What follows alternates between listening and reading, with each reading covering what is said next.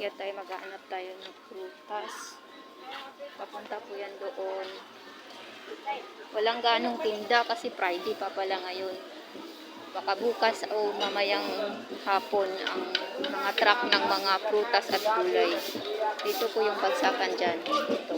Kung gusto nyo pong makamura, dito po kayo pumunta sa ganitong mga market kasi mas mura po, mas mababa ang presyo.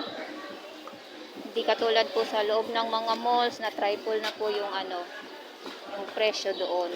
Dito kasi mas mura. Yan. Ito po. Pero naghahanap tayo ng hanap tayo ng prutas para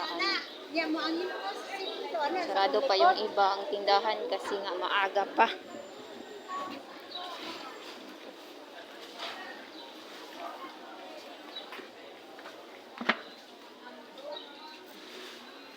Paikot po yan palabas.